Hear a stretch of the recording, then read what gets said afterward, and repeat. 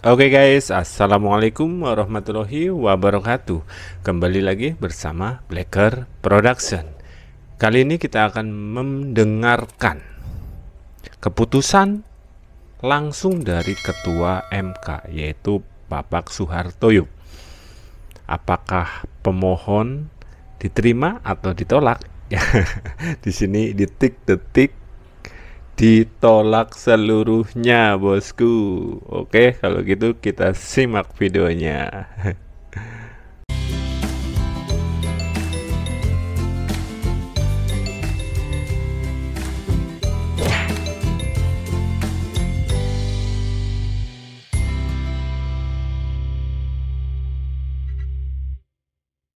Untuk nomor 2, kami dari majelis Pak Mulia, Bang Mulia, apakah akan dibacakan secara keseluruhan ataukah Mahkamah diizinkan atau disetujui untuk menyampaikan pada poin-poinnya saja? Kalau pertimbangan hukum yang akan dibacakan itu sama dengan pertimbangan hukum yang diberikan pada perkara nomor 01, kami tidak keberatan untuk tidak dibacakan, tapi Baik. dalam hal yang berbeda kami mohon untuk dibacakan supaya kami bisa mengetahui pertimbangan. Sebagian besar sama, Bapak. Kalau yang berbeda nanti mungkin pemohon bisa mempelajari secara detail di naskah putusan secara keseluruhan. Tapi kalau misalnya disepakati, kami akan sampaikan karena kami tidak akan memecah pada pembahasan pertimbangan. Yang Mulia, kami mohon kalau bisa kalau ada yang dissenting untuk dibacakan. Tapi yang diusulkan oleh Ketua Majelis kami bisa menyetujuinya. Baik, ini para yang dissenting sudah sepakat untuk dianggap dibacakan. Sama begitu. juga. Oh, jadi ya dissentingnya sama juga Ya. Boleh kami bacakan untuk putusannya? Boleh. Izin yang mulia, Baik. apa boleh kita izin istirahat sholat dulu? Sebentar sini Pak Ari. Paling Waktunya kalau udah habis yang mulia. Waktu zuhurnya udah habis. ini kalau disepakati oleh pemohon nomor 1 paling hanya 10 menit kami membaca. Mungkin tidak terlalu terlambat untuk sholat. Atau boleh secara simultan ya. Pak Bambang sholat dulu, nanti diganti Pak Ari. Kan. Monggo. Soalnya kami juga menghitung waktu itu juga. Silakan yang Mulia. Baik, terima kasih. Putusan nomor 2 garis miring PHBU titik pres garis datar 22 Romawi garis miring 2024. Demi keadilan berdasarkan ketuhanan yang Maha Esa, Mahkamah Konstitusi Republik Indonesia yang mengadili perkara konstitusi pada tingkat pertama dan terakhir menjatuhkan putusan dalam perkara perselisihan hasil pemilihan umum presiden dan wakil presiden tahun 2024 diajukan oleh 1 nama Haji Ganjar Pranowo SH MIP, 2 nama Profesor Dr. HM Mahfud MD SH SU MIP. Pasangan calon presiden dan wakil presiden dalam pemilihan umum presiden dan wakil presiden tahun 2024 nomor urut 3. Dalam hal ini berdasarkan surat kuasa khusus bertanggal 21 Maret 2024 memberi kuasa kepada Profesor Dr. Todung M. Lubis SH LLM dan kawan-kawan kesemuanya adalah advokat dan atau konsultan hukum yang tergabung pada Deputi Hukum Tim Pemenangan Nasional Ganjar Mahfud yang bernulis hukum di HKN lantai 5 gedung TPN Ganjar Mahfud, Jalan Kebun Sirih nomor 40 Jakarta Pusat, baik bersama-sama atau sendiri-sendiri bertindak untuk dan atas nama pemberi kuasa. Selanjutnya disebut sebagai pemohon. Terhadap 1 Komisi Pemilihan Umum berkedudukan di Jalan Imam Bonjol nomor 29 Menteng Jakarta Pusat. Dalam hal ini berdasarkan surat kuasa khusus nomor 45 dan seterusnya tahun 2024 bertanggal 26 Maret 2024 memberi kuasa kepada Muhammad Afifuddin dan kawan-kawan yang kesemua adalah anggota Komisi Pemilihan Umum dan pegawai pada Komisi Pemilihan Umum Republik Indonesia serta advokat atau konsultan hukum pada kantor hukum Perma Hikon berkedudukan hukum di Jalan Imam Bonjol nomor 29 Menteng Jakarta Pusat, baik sendiri-sendiri maupun bersama-sama bertindak untuk dan atas nama pemberi kuasa. Selanjutnya disebut sebagai termohon. 2. Nama Prabowo Subianto. 1 nama Prabowo Subianto, 2 nama Gibran Rakabuming Raka. Pasangan calon presiden dan wakil presiden dalam pemilihan umum presiden dan wakil presiden tahun 2024 nomor urut 2. Dalam ini berdasarkan surat kuasa khusus bertanggal 25 Maret 2024 memberi kuasa kepada Profesor Dr. Yusril Izzamahendra, SH MSc dan kawan-kawan, kesemuanya adalah para advokat dan para asisten advokat yang tergabung sebagai tim pembela pasangan calon presiden dan wakil presiden Republik Indonesia Prabowo Subianto dan Gibran Rakabuming Raka pada pemilihan umum tahun 2024. Selanjutnya disebut tim pembela Prabowo Gibran yang beralamat di Sekretariat Tim Kampanye Nasional atau TKN Prabowo Gibran di Jalan Letnan Jenderal S. Parman, Kapling 78 Selipi, Jakarta Barat, baik sendiri-sendiri maupun bersama-sama bertindak untuk dan atas nama pemberi kuasa. Selanjutnya disebut sebagai pihak terkait. Membaca permohonan pemohon, mendengar keterangan pemohon, membaca dan mendengar jawaban termohon, membaca dan mendengar keterangan pihak terkait, membaca dan mendengar keterangan Badan Pengawas Pemilihan Umum atau Bawaslu, membaca dan mendengar keterangan ahli pemohon, termohon pihak terkait Bawaslu, mendengar keterangan saksi pemohon, termohon pihak terkait Bawaslu, maksudnya dan Bawaslu, membaca dan mendengar keterangan Menteri Koordinator Bidang Perekonomian Republik Indonesia, Menteri Koordinator Bidang Pembangunan Manusia dan Kebudayaan Republik Indonesia, Menteri Keuangan Republik Indonesia dan Menteri Sosial Republik Indonesia, membaca dan mendengar keterangan Dewan Kehormatan Penyelenggara Pemilu atau DKPP, membaca kesimpulan pemohon, termohon pihak terkait dan Bawaslu, membaca keterangan amicus curiae dari petisi Brawijaya atau Barisan Kebenaran untuk Demokrasi, Tim Pembela Demokrasi Indonesia TPDI, dan Pergerakan Advokat Nusantara Perkat Nusantara, Aliansi Akademisi dan Masyarakat Sipil, Tonggak Persatuan Gerakan untuk Nusantara atau TOPGUN, Pusat Kajian Hukum dan Keadilan Sosial Fakultas Center for Law and Social Justice,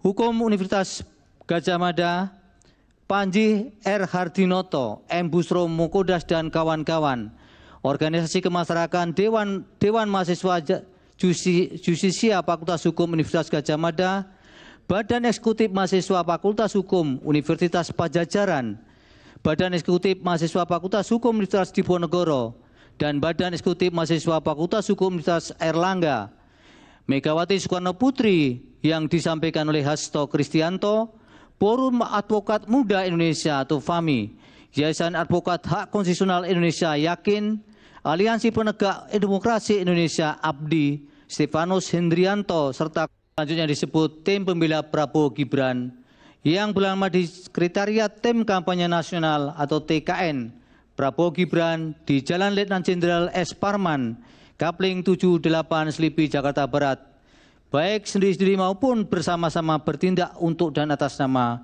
pemberi kuasa. Selanjutnya disebut sebagai pihak terkait. Membaca permohonan pemohon, mendengar keterangan pemohon, membaca dan mendengar jawaban termohon, membaca dan mendengar keterangan pihak Menteri Keuangan Republik Indonesia dan Menteri Sosial Republik Indonesia, membaca dan mendengar keterangan Dewan Kehormatan Penyelenggara Pemilu atau DKPP, membaca kesimpulan pemohon, termohon pihak terkait dan Bawaslu, membaca keterangan amicus curiae dari petisi Brawijaya atau Barisan Kebenaran untuk Demokrasi, Tim Pembela Demokrasi Indonesia TPDI, dan Pergerakan Advokat Nusantara Perkat Nusantara, Aliansi Akademisi dan Masyarakat Sipil, Tonggak Persatuan Gerakan untuk Nusantara atau TOPGUN, Pusat Kajian Hukum dan Keadilan Sosial Fakultas Center for Law and Social Justice, Hukum Universitas Gadjah Mada, Panji R. Hardinoto, M. Busro Mukodas dan kawan-kawan, Organisasi Kemasyarakatan Dewan Mahasiswa Jusisia Fakultas Hukum Universitas Gadjah Mada, Badan Eksekutif Mahasiswa Fakultas Hukum Universitas Pajajaran, Badan Eksekutif Mahasiswa Fakultas Hukum Universitas Diponegoro, dan Badan Eksekutif Mahasiswa Fakultas Hukum Universitas Airlangga, Megawati Soekarno Putri yang disampaikan oleh Hasto Kristianto, Forum Advokat Muda Indonesia atau FAMI, Yayasan Advokat Hak Konstitusional Indonesia Yakin, Aliansi Penegak Demokrasi Indonesia ABDI, Stefanus Hendrianto, serta komunitas Cinta Pemilu Jujur Adil KCP Jurdil, memeriksa alat bukti pemohon, termohon, pihak terkait, dan Bawaslu. Duduk perkara dan seterusnya dianggap dibacakan. Pertimbangan hukum. Menimbang bahwa sebelum mempertimbangkan lebih lanjut permohonan pemohon penting bagi Mahkamah untuk menegaskan oleh karena perkara perselisihan hasil pemilu Presiden dan Wakil Presiden aku berkaitan dengan perkara nomor 1 dan seterusnya 2024 karena berasal dari satu peristiwa hukum yang sama, yakni penyelenggaraan pemilu Presiden dan Wakil Presiden tahun 2024, sehingga pertimbangan hukum di dalam mempertimbangkan kedua permohonan diulang dalam kedua perkara tersebut antara perkara nomor 1 dan seterusnya 2024 dan perkara nomor 2 tahun 2024 saling berkaitan dan berkelindan sehingga tidak dapat dipisahkan satu dengan yang lainnya dan merupakan satu kesatuan yang tidak terpisahkan. Oleh karena itu, jika terdapat pertimbangan hukum yang terkesan duplikasi atau redundansi, maka hal tersebut adalah sesuatu yang tidak dapat dihindari oleh Mahkamah karenanya dianggap saling melengkapi antara satu dengan lainnya. Kewenangan Mahkamah dalam eksepsi, Mahkamah berkesimpulan eksepsi tidak beralasan menurut hukum dan Mahkamah berwenang mengadili permohonan pemohon. Tenggang waktu pengajuan permohonan, Mahkamah juga berkesimpulan permohonan diajukan masih dalam tenggang waktu yang ditentukan oleh peraturan perundang-undangan. Kedudukan hukum pemohon, Mahkamah juga berkesimpulan bahwa pemohon memiliki kedudukan hukum untuk mengajukan permohonan. Oleh karena itu, eksepsi yang terdapat dalam permohonan aku dianggap tidak beralasan menurut hukum. Menimbang bahwa oleh karena eksepsi termohon dan eksepsi pihak terkait tidak beralasan menurut hukum, selanjutnya Mahkamah akan mempertimbangkan pokok permohonan. Dalam pokok permohonan, menimbang bahwa dalam permohonannya pemohon memohon pembatalan keputusan KPU 360/2024 tentang penetapan hasil pemilihan umum Presiden dan Wakil Presiden, anggota Dewan Perwakilan Rakyat, Dewan Perwakilan Daerah, Dewan Perwakilan Rakyat Daerah Provinsi dan Dewan Perwakilan Daerah Kabupaten Kota secara nasional dalam pemilihan umum tahun 2024 bertanggal 20 Maret 2024 dengan alasan-alasan yang setelah Mahkamah cermati dari keseluruhan berkas permohonan pemohon dapat dirumuskan dan dikelompokkan dalam pokok-pokok alasan sebagai berikut, selengkapnya termuat dalam bagian duduk perkara, angka 1 sampai dengan 10 dianggap diucapkan. Terhadap masing-masing dalil tentang ketidakefektifan dan keberpihakan instrumen penegak hukum pemilu tersebut, maka mempertimbangkan sebagai berikut.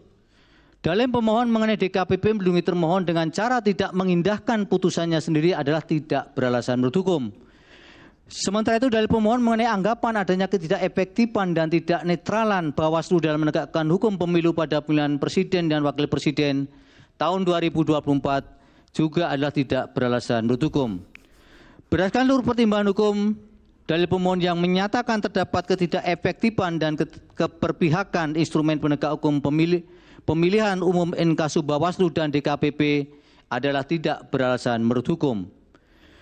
Dalil pemohon yang menyatakan terjadi intervensi Presiden dalam perubahan syarat pasangan calon dan dalil pemohon mengenai dugaan adanya ketidaknetralan termohon dalam verifikasi dan penetapan pasangan calon yang menguntungkan pasangan calon nomor urut 2 sehingga dijadikan dasar bagi pemohon untuk memohon agar Mahkamah membatalkan atau mendiskualifikasi pihak terkait sebagai peserta pemilihan umum Presiden dan Wakil Presiden tahun 2024 adalah juga tidak beralasan menurut hukum.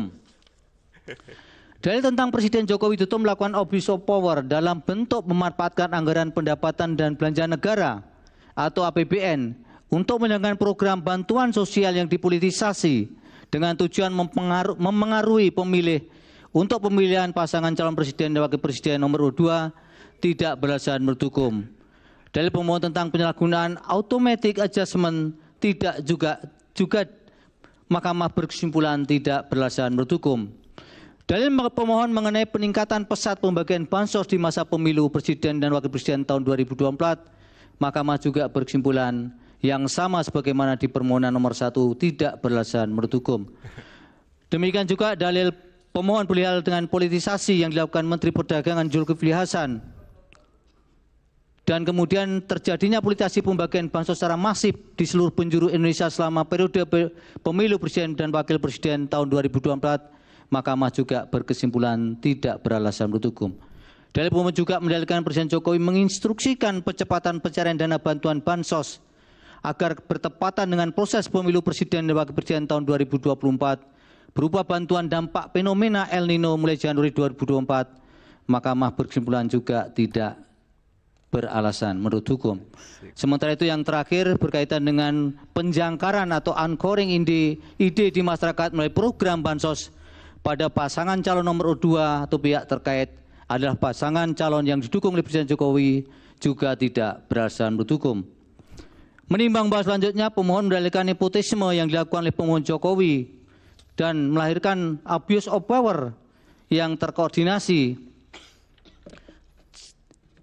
melalui Kementerian Negara dan pemerintah daerah, aparat keamanan dan kepolisian negara Republik Indonesia dan Tentara Nasional Indonesia, aparatur desa serta organisasi atau asosiasi tingkat nasional dan daerah terhadap dalil pemohon aku sebelum Mahkamah mempertimbangkan lebih lanjut masing-masing uraian peristiwa atau kejadian yang dijadikan dasar argumentasi oleh pemohon. Mahkamah berpendapat dalil-dalil pemohon aku adalah tidak beralasan menurut hukum. Berkenaan dengan dalil terkait abuse of power, baik di tingkat pemerintah pusat, pemerintah daerah, dan pemerintah desa yang melibatkan pejabat dan ASN di Kementerian Negara, Kementerian dan pemerintah pusat, pemerintah daerah, aparat keamanan dan Polri dan TNI, aparatur desa serta organisasi atau asosiasi tingkat nasional dan daerah dalam bentuk memberikan dukungan dan keperpihakan dengan tujuan memenangkan pasangan calon nomor 2, Mahkamah tidak memiliki keyakinan adanya pelanggaran pemilu dalam kegiatan dimaksud serta korelasinya dengan perolehan suara salah satu pasangan calon sehingga Mahkamah tidak mempertimbangkan lebih lanjut. Berdasarkan uraian pertimbangan hukum di atas, Mahkamah berpendapat dalil-dalil pemohon aku adalah tidak beralasan menurut hukum. Berdasarkan uraian pertimbangan hukum tersebut di atas, dalil-dalil pemohon berkenaan dengan nepotisme yang dilakukan oleh Presiden Joko Widodo dan melahirkan abuse of power yang terkoordinasi dengan tujuan memenangkan pasangan calon nomor 2 dalam satu putaran pada pemerintah pusat dan seterusnya adalah tidak beralasan menurut hukum. Menimbang bahwa selanjutnya berkaitan dengan pelanggaran prosedur pemilihan umum. Dalil mengenai siaran pers aku berkaitan dengan siaran pers yang disampaikan oleh Bawaslu. Dalam perspektif ini atau konteks ini, dalil mengenai siaran pers aku bukan merupakan persoalan yang harus dipermasalahkan lagi karena sepenuhnya merupakan tanggung jawab Bawaslu dan sebagian besar telah ditindaklanjuti. Berdasarkan uraian pertimbangan hukum, menurut Mahkamah, dalil-dalil pemohon mengenai adanya pelanggaran prosedur pemilu adalah tidak beralasan menurut hukum untuk seluruhnya. Menimbang bahwa berdasarkan uraian pertimbangan hukum di atas, Mahkamah berpendapat permohonan pemohon tidak beralasan menurut hukum untuk seluruhnya. Menimbang bahwa terhadap dalil-dalil lain serta hal-hal lain tidak dipertimbangkan lebih lanjut karena dinilai tidak terdapat relevansinya. Oleh karena itu, jika masih terdapat fakta hukum dalam persidangan, baik yang didalilkan atau tidak didalilkan oleh pemohon, belum dinilai dan dipertimbangkan, Mahkamah meyakini hal tersebut tidak dapat membuktikan adanya relevansi dengan signifikansi perolehan suara atau hasil yang merupakan prinsip dasar dalam mengungkap persisian hasil tentang pemilihan umum sebagaimana diamanatkan dalam pasal 24C ayat 1 Undang-Undang Dasar 1945. Dengan demikian, putusan yang dijatuhkan Mahkamah aku adalah putusan yang dipandang telah tepat berdasarkan bukti-bukti dan fakta hukum dalam persidangan dan telah memenuhi prinsip-prinsip hukum dan keadilan sebagaimana dimaksud dalam pasal 24 ayat 1 Undang-Undang Dasar 1945. Konklusi, berdasarkan penilaian atas fakta dan hukum sebagaimana diuraikan di atas, Mahkamah berkesimpulan eksepsi termohon dan eksepsi pihak terkait berkenaan dengan kewenangan adalah tidak beralasan menurut hukum. Mahkamah berwenang mengadili permohonan aku. Permohonan diajukan masih dalam tenggang waktu yang ditentukan oleh peraturan perundang-undangan. Pemohon memiliki kedudukan hukum untuk mengajukan permohonan aku. Eksepsi termohon dan eksepsi pihak terkait berkenaan dengan pokok permohonan adalah tidak berlandaskan menurut hukum. Permohonan pemohon tidak berlandaskan menurut hukum untuk seluruhnya. Berdasarkan Undang-Undang Dasar Negara Republik Indonesia tahun 1945, Undang-Undang Nomor 24 tahun 2003 tentang Mahkamah Konstitusi, sebagaimana telah diubah terakhir dengan Undang-Undang Nomor 7 tahun 2020 dan seterusnya dianggap dibacakan, amar putusan mengadili dalam eksepsi, menolak eksepsi termohon dan eksepsi pihak terkait untuk seluruhnya. Dalam pokok permohonan, menolak permohonan pemohon untuk seluruhnya. Mudaro. Pendapat berbeda terhadap putusan Mahkamah Konstitusi aku, terdapat pendapat berbeda dissenting opinion sebagaimana dalam permohonan nomor 1, yaitu oleh Hakim Konstitusi Saldi Isra, Hakim Konstitusi Eni Nurbaningsih, dan Hakim Konstitusi Arif Hidayat sebagai berikut yang menurut kesepakatan para hakim yang bersangkutan dianggap dibacakan. Demikianlah diputus dalam rapat pemusyawaratan hakim oleh 8 hakim konstitusi, yaitu Soeharto selaku ketua merangkap anggota, Saldi Isra, Arif Hidayat, Eni Nurbaningsih, Daniel Yusmik P. Poe, M. Guntur Hamzah, Ridwan Mansur, dan Arsul Sani, masing-masing sebagai anggota, pada hari Rabu tanggal 17 bulan April tahun 2024 yang diucapkan dalam sidang pleno Mahkamah Konstitusi terbuka untuk umum pada hari Senin tanggal 22 bulan April tahun 2024 selesai diucapkan pukul 15:11 waktu Indonesia Barat oleh 8 hakim tersebut dengan dibantu Eri Satria Pamungkas, Anak Agung Dian Onita, Radian Primanugraha, Sepri Purkonata Tarigan, Hani Adani, Ria Indriani, Wilma Silalahi, Nur Lydia Stefani Hikmah, Siska Yosepin Sirait, Penny Tripurnamasari,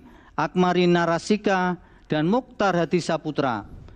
Masing-masing adalah panitera pengganti pada Mahkamah Konstitusi dengan dihadiri oleh pemohon dan kuasanya, oleh termohon dan kuasanya, pihak terkait atau kuasanya, dan Badan Pengawas Pemilihan Umum. Demikian putusan yang diucapkan oleh Mahkamah pada hari ini untuk perkara nomor 1 dan nomor 2. Untuk salinan putusan akan dikirim oleh Mahkamah setelah putusan ini diucapkan atau selambat-lambatnya 2 hari kerja setelah putusan ini diucapkan. Demikian, terima kasih kepada semua pihak atas perhatiannya. Dengan demikian, sidang selesai dan ditutup. Hadirin dimohon berdiri. Tuh guys, kita lihat sendiri bagaimana jawaban dari Ketua MK Soeharto ya guys. Jadi the real Prabowo Gibran menjadi presiden 2024 sampai 2029. 0103 malu nih ya. Ingat, Anies 1, janji kamu apa? Kalau kamu kalah, kata Abah Aos, kamu harus pindah ataupun keluar dari Indonesia, harus ditepatin. Terus yang kedua, janji dari Ganjar, janjine tidak akan ikut masuk dalam kabinet. Dan juga Jar, ingat Jar, kamu disuruh mulangin 50% Jar. Aduh, rugi dong. Oke, sekian, semoga video ini bermanfaat. Wassalamualaikum warahmatullahi wabarakatuh.